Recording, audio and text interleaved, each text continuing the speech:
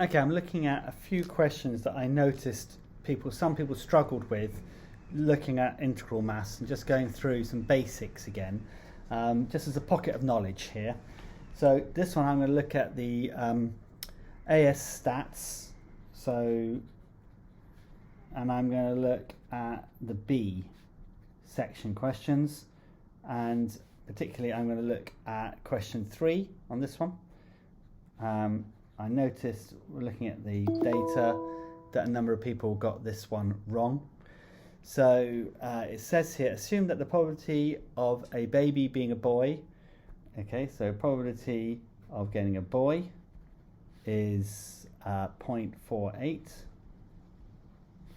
and therefore the probability of a girl must be 0.52. A family has 5 children. What's the probability? So here we've got n is 5.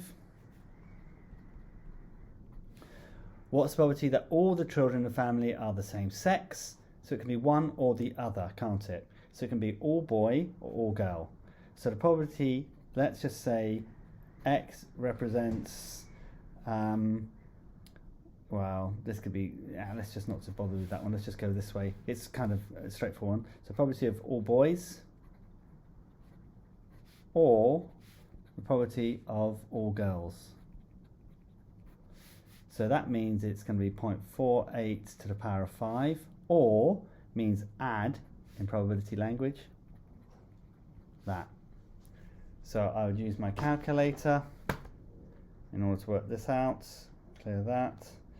So we go 0.48 to the power of 5 plus 0.52 to the power of 5. Notice I do keep that, I do show it, the workings out, just in case I get a typo in my calculations here and I do something silly.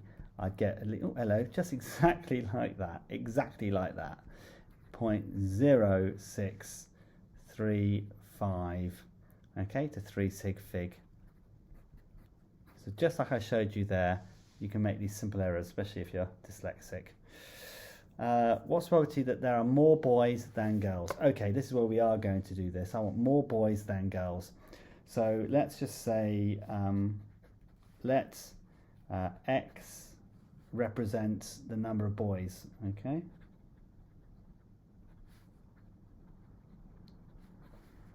Per family, so in a family.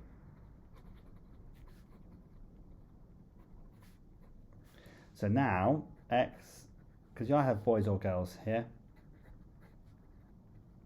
so it's n is 5, controversial, success being a boy, success is having a boy, very controversial. I'm surprised this question got through the PC brigade. Probability that you get more boys than girls. Well, probability of getting more boys than girls is simply that you're going to get the probability that x is going to be 3, or the probability that x is going to be 4, or the probability that x is going to be 5. And so that's how you could do it very easily. That's one way of doing it, and I could use my calculator here. I'd get to set up the binomial distribution. I'd do p, variable. I'd say probability of 3. I'd say there's 5, and success here is that. So I could do it this way, 0.299, and I could carry on all the way through. It's actually quite straightforward. There is a way of getting back to this. I did it once, but not twice. So here, change that to 4, and go down. Always show my workings out. Oh, there you go, press the equals button. But hey, and it should be going down. I can use my calculator to add all this up together, and that's the probability that you get more boys than girls, and that would come out if I did that at point that. Or what I could do is use my calculator and do the cumulative effect. So I could say the probability that you're going to get x is greater than or equal to 3 is 1 minus the probability that x is less than or equal to 2.